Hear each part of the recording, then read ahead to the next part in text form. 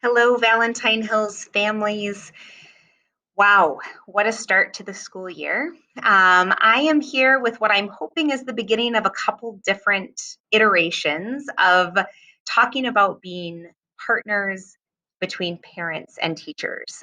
We are relying on each other in such new ways during this pandemic, and your child is potentially seeing you in an academic light that they have not seen you in before.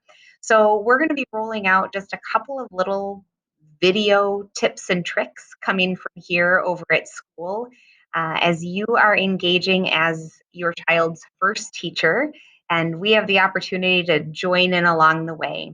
But really wanted to talk a little bit today about productive struggle. So, in our first iteration of raising a scholar, let's dig into productive struggle. So I'm hearing from many of you that sense and that feeling that the struggle is real.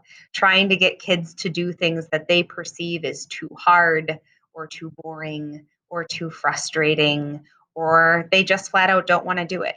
There is a reason that my mom did not become our piano teacher growing up. Being the parent and trying to be the teacher at the same time is really hard dynamic work. So perhaps the struggle in your house looks like this: shutting down,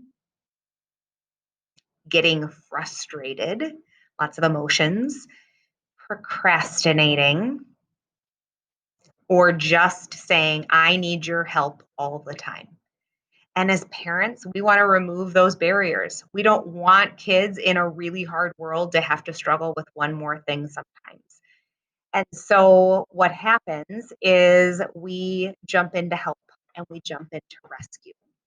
So I want to talk with you just a little bit about the value of the productive struggle from a neuroscience side of things. We are building dendrite connections in kids' brains. And right now, if they don't have to make those connections on their own, if somebody is doing it for them, teacher, a parent, a peer, those dendrite connections are not being made. And so here at school, we talk about if you're not struggling, we say it every day, we can do hard things. If you're not engaging in those hard things, then you're not learning. Some of the older students have seen this example of the learning pit. We use that as an example about carrying the cognitive load and needing to do the work. And oftentimes we stand at the edge of something that looks really daunting and hard. And sometimes it's that adult's job to just nudge them into trying something new, nudge them into trying something different, reminding them that they can do hard things. So we start with getting into the learning pit, and no pits are fun. A pit is a place where something's hard, it's difficult, we don't know yet, and it can feel really frustrating in that moment. Really, what we're doing for kids is helping them see the steps that they can take toward new learning, the steps they can take to get out of the pit independently or collaboratively so that that new learning can happen. Carol Dweck puts it best. She says, if parents want to give their children a gift, the best thing they can do is to teach their children to love challenges, be intrigued by mistakes, enjoy effort, and keep on learning. That way, their children don't have to be slaves of praise. They will have a lifelong way to build and repair their own confidence.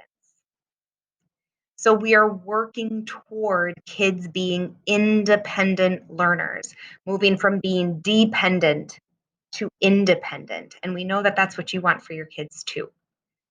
So, a couple ideas you could try at home. First of all, there's the 5 B's. Prompt them. Have you used your brain?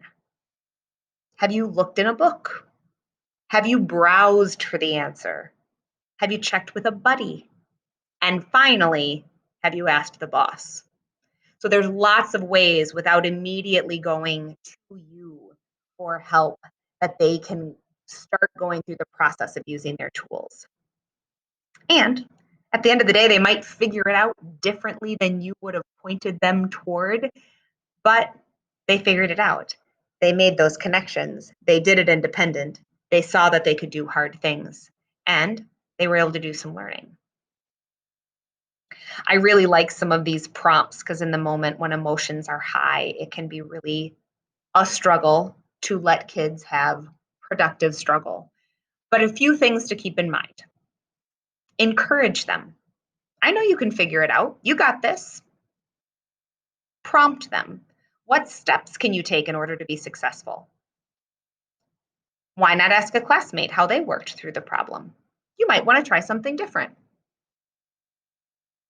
Remind them, calm them, take as much time as you need. There's no time limit. Or why don't you try for 5 minutes? If you don't get it by then, I'll help you. And then step away.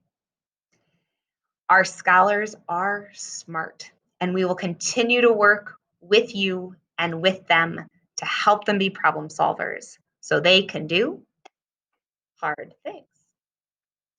Have a great day, families. Thank you again for all the ways you are engaging in this struggle along with us and helping kids be learners at home and at school.